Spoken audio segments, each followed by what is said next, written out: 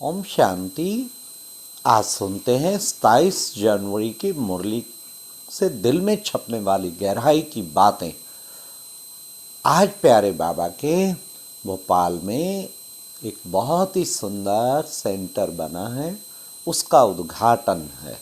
विशेष कार्यक्रम दिल में छपने वाली जो आज गहराई की बात थी।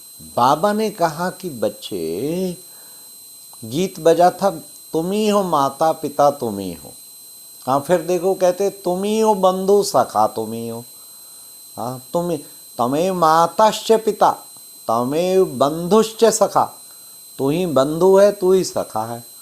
तमें विद्याश्च दृढ़म, तू ही विद्या है, तू ही धन है।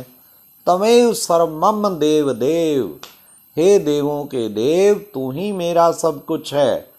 कितना बाबा ने क्लियर कहा कि तो सब कुछ है, बस एक बाबा के सिवाय और कोई नहीं है मेरा। चेक करें क्या सचमुच हम माता का अनुभव करते हैं। हाँ, कितना कहते हैं माता, जितना माँ का प्यार मिलता है इतना किसी का नहीं मिलता, जितना माँ रहम दिल है।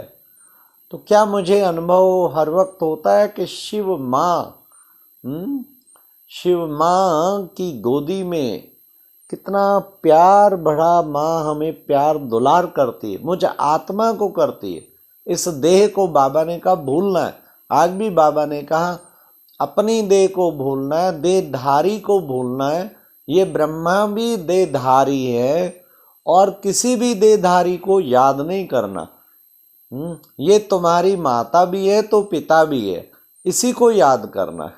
तो देखें, हम हर संबंध का अनुभव, मतलब कि गहराई की बात यह है कि हर संबंध का अनुभव शिव बाबा से करना है। अगर नहीं करेंगे तो फिर तुम्हें देहधारी याद आएंगे, देह के संबंधी याद आएंगे।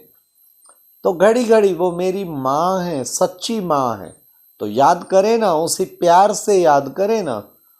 तो ऐसी रूहानी माँ, फिर पिता भी है। आज बाबा ने कहा बेहद का बाप तुम बच्चों को बेहद का वर्षा देते हैं। कितना बड़ा वर्षा देते हैं ये पिता। वह पिता तो हद का वर्षा देता, ये बेहद का वर्षा देता। कितना बड़ा वर्षा। बाबा ने कहा सतयुग की राजाई। बच्चे, राजा तो राजा होते हैं, प्रजा भी विश्व का मालिक अपने को समझती है। भले फर्क होता है, सबको एक दो के लिए रिगार्ड होता है, लेकिन बाबा ने कहा कि बच्चे ऐसा तुम्हें बेहद का मालिक आके बनाता हूँ, बेहद का वर्षा। इसलिए आज बाबा ने घड़ी घड़ी कहा कि बच्चे बाप और वर्षे को निरंतर याद करो, इससे तुम्हारे विक्रम विनाश होंगे। हाँ, ये भूलना नहीं है बच्चों को। दिन भर तुम्हें बाबा और बाबा याद ठहरेगी तब जब उससे वर्षा, कितना बड़ा मुझे वर्षा मिलता है, वो कभी ना भूले। बाबा ने कहा इस योग बल से ही तुम वास्तव में कितनी बड़ी विश्व की बादशाही, नई दुनिया की स्थापना कर देते हो। इस योग बल से तुम बेहद के बाप से वर्षा लेते हो। योग बल कोई छोटी चीज है क्या? योग लगाते लगाते बल आ जाता है और उस बल से हम विश्व को परिवर्तन कर सकते। उस बल से हम जो चाहे सेवा में सफलता प्राप्त कर सकते। उस बल से हम अपने पुराने संस्कारों को, विकारों को भस्म कर सकते हैं। उस बल से हम अपने व्यर्थ संकल्पों पे कंट्रोल कर सकते हैं। वो बल कोई छोटा बल नहीं है। वो तो जब आप सोच लो, योग बल से ही नई दुनिया में संतान उत्पत्ति होती है। कलयुग द्वापर में भोग बल और वहां पर योग बल, विकारों की आवश्यकता ही नहीं रहती है। ये योग बल ऐसी मनसा के द्वारा सारे विश्व की सेवा करा देता है। तो आज बाबा ने कितना सुंदर हम बच्चों को कहा कि बच्चे कलप कलप मैं आता हूँ, हर 5000 वर्ष के बाद आता हूँ और आकर के नई दुनिया को रचता हूँ। अब तुम्हें समझ में आ गया इस सृष्टि के आदि मध्य अंत का राज। पूरे 84 जन्मों की बात स्मृति में आई है। इसी को सुदर्शन चक्र कहा जाता है। तुम बच्चे बनते हो सुदर्शन चक्रधारी। सदा देखें क्या सुदर्शन चक्र मेरे हाथ में सदा है। वास्तव में तो चारों अलंकार देखें, कोई छूट तो नहीं गया है। शंख, ज्ञान का शंख बजाते रहो। अरे मुख से तो चलो बजाओ बजाओ, लेकिन मन से भी ज्ञान का शंख बजता रहे। स्वप्न में भी सेवा करते रहो, इसे कहेंगे ज्ञान का शंख बजाना। हाँ, चक्र, ये सुदर्शन चक्र सदा घूमता रहे। क्या अनादि में दिव्य सितारा और आदि में देवता प्यारा और मध्य में भक्तों का सहारा और फिर उसके बाद संगम पर बाबा का दुलारा और अंत में फरिश्ता न्यारा। हो गई 84 का चक्र। ये है 84 का चक्र, ये है ड्रिल, वास्तव में 5 स्वरूपों की ड्रिल। अब उसके बाद बाबा ने आज ये भी कहा कि बच्चे, तुम बच्चों को खूब पुरुषार्थ करना है। पुरुषार्थ करके तुम्हें, ये कर्म ही है बच्चे। किसी को यात्रा पे जाते हैं, देखो बच्चे पवित्र रहते हैं, और दान पुण्य भी करते हैं, करके कुछ उसका उनको मिल जाता है। कोई साहूकार बहुत है, महल बाड़ियां हैं, जरूर उसने आगे जन्म में धन दान किया, तब उसको ये सब मिला है।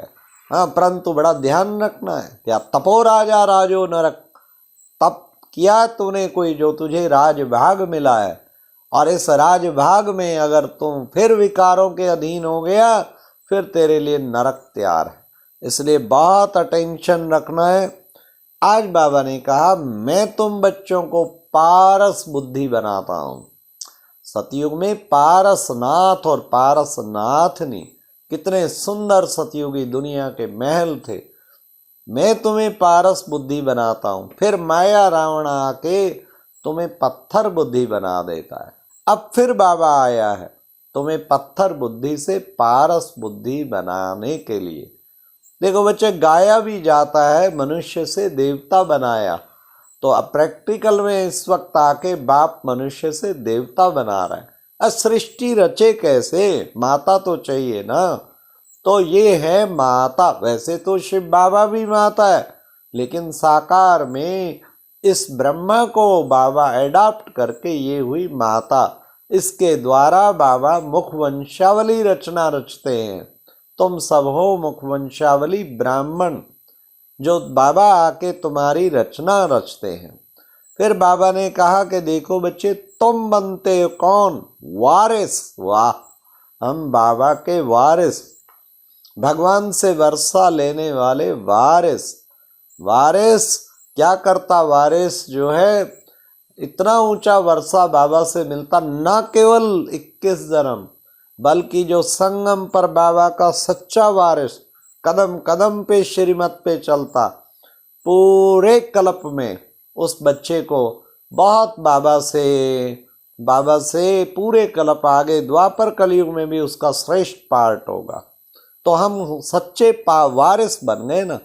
बाबा ने कहा बच्चों को बीज और झाड़, बस ये बुद्धि में जरूर रहना चाहिए। कैसे ये बीज, सारी सृष्टि का बीज, चैतन्य बीज, वो कौन है, वो है शिव बाबा। और उस चैतन्य बीज के साथ हम हैं मास्टर बीज। इस सृष्टि के बीज रूप बाबा के साथ हम भी मास्टर बीज है। शिव बाबा बीज और मुझ मास्टर बीज से सारे विश्व की आत्माओं को शक्तियों का जल मिल रहा है। बाबा ने कहा बच्चे, अब तुम सब आत्माओं को मच्छरों सदृश मेरे पास आना है। और नई दुनिया की स्थापना से पहले शंकर द्वारा विनाश गाया हुआ है, लेकिन वास्तव में बच्चे ऐसा कुछ है नहीं। ये सब ड्रामा में नूंद है।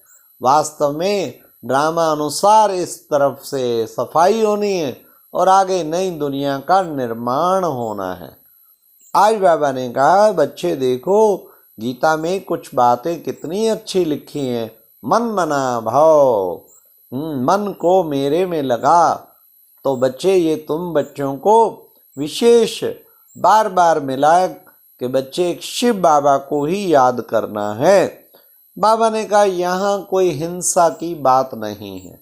हिंसा दिखा देते हैं ना कई जगह शास्त्र, उसको मारा, नहीं, यहाँ हिंसा की बात नहीं है। यहाँ तो पढ़ाई है, जितना पढ़ेंगे उतना ही महान बनेंगे।